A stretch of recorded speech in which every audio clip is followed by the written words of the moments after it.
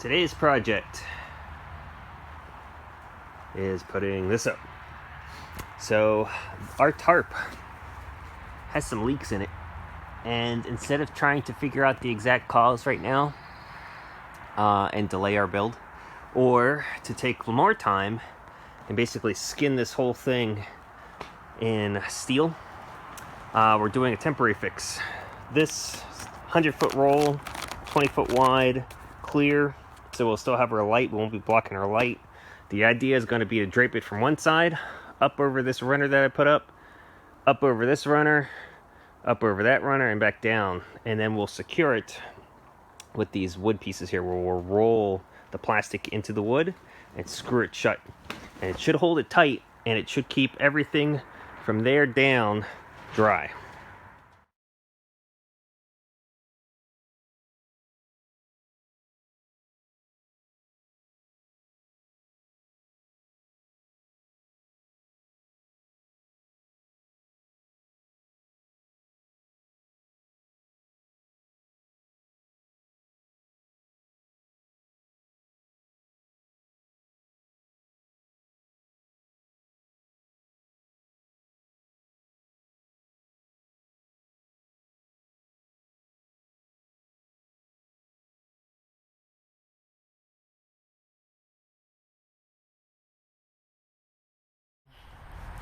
This is step one. I've got one tarp, or I don't know what you would call this, plastic sheathing, draped over. I had to partially unfurl it over here first, and then pull it over the center and kind of just tugged it over. That was the easy part. This was the hard part here. And then doing it over here was also kind of difficult, in that I didn't really have much to grab onto, and the weight, the drape of it here wanted to fight against me getting it over. So I've unfurled it both ways, and the plan right now is to have a wet area is going to become this area over here. So these bays are 4 feet. So this is a 40-foot Gothic arch greenhouse, 4 foot on center, and I'm going to take this sheathing 2 feet into this bay, and I'm going to wrap it up several times over this 2x4, and the idea will be to screw it into the laminated beams, and everywhere I screw, I'm going to throw down some Gorilla Tape to try to just make the fabric a little stronger, if you will. And when I do that, since it'll overhang, the end piece over here, the 2x4 that comes in, I'll have to tape that so it stays there. But the idea will be that the water that comes in from this side will have a place to go. And if I am going to be screwing about here, the water from here will just go straight down. So we'll have down here, we'll have maybe a 6 to 8 inch spot where there'll be an accumulation of moisture. These are pressure treated, so I'm not worried about it. It'll be interesting to see what happens with these though, because these are not pressure treated. But I think there will only be an accumulation of water right where I screw, so I might put some Gorilla Tape there too and kind of lip it around. That way it's less likely to rot out. I did paint these, but again, it's like this stuff. It's normal wood, non-pressure treated wood, and that was done to save money. It'd just be too much to do pressure treated.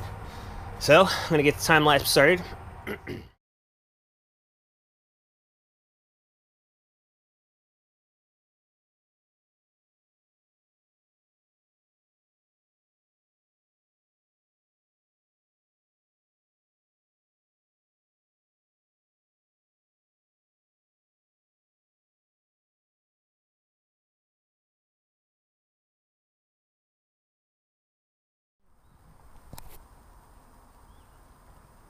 I've got version 1 up. I'm calling it version 1 because I can already see it failing. Yeah, this is what a pair of multiple eyes would have been good to catch. I mean, I saw it, but I was like, let me see what'll happen. So you can see the original intention where these guide wires are here on the sides was to hold the tarp at such an angle where it would be snug up against the surface. And clearly that's not going to happen. There's too much stretch in these guide wires, if we want to call them guide wires at all. So they're not guide wires, they are webbing. So now I am thinking of mods before I even leave, which is kind of bad. I did get my 2-foot overlap almost here. It wasn't perfect. But what I'm thinking of doing is I'm thinking of getting some of my extra blocks here. I've got a whole bunch of these stubby blocks sitting around, and taking these, and walk over here and illustrate with a portion that's not done yet.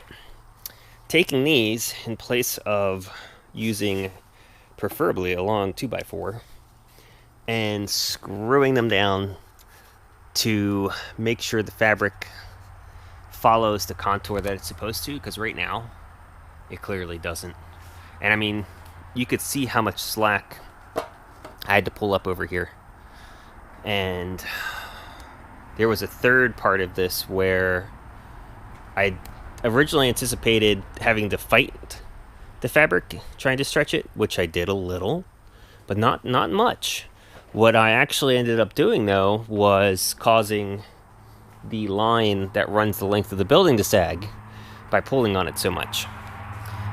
So, will this work? Maybe.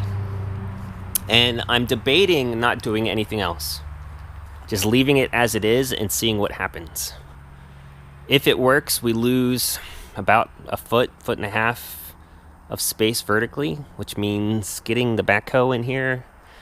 It might fit. It might not. I don't know. The dozer would definitely fit. It's a lot smaller. But yeah, when we put the backhoe in here, typically I have to tip the stinger or the boom down so that it clears the cross braces in the center. But given how low it is now, side to side, I'd have to take a measurement because that cab is 9 foot.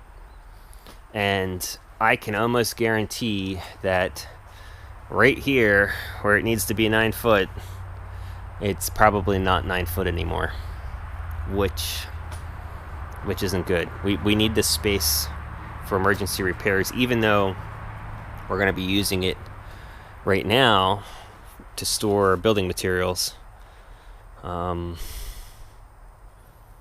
Yeah. Okay, well, I'm going to undo this over here, and there's already cuts that I'm going to have to repair, so I'm not worried too much about the holes. I'll repair those. And then I'm going to go with plan B. I fear if I leave it as is right now, it's just going to sag in those spaces with water versus having it pulled tight.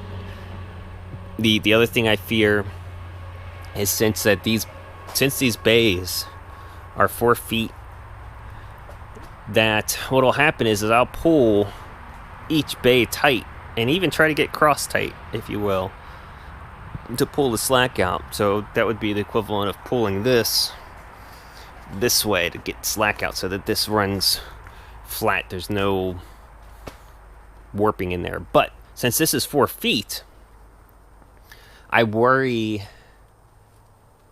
that the problem that I'm going to get here, which is going to be water gathering right here, is going to be extended per bay.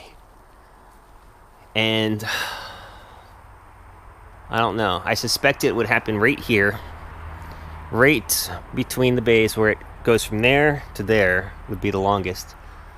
There might be a quote fix where I can put a purlin going this way, but I see water gathering there, and that defeats the purpose. Because if water gathers there, it's going to degrade the quality of this, and it's just going to be no good. Where we have the cross bracing here for the wind, and we have these at both ends, so both end bays have these. Even though you really only need it in one, we did it in two. in here during the winter, the snow doesn't accumulate as much as it does over here. And we're not holding snow with this. So it might just take the path of least resistance, go boom, straight down, and follow the path of gravity. Or it might sag all along here. And as soon as it starts sagging here, on this line right here, it's going to start sagging here. And it's just going to be so bad.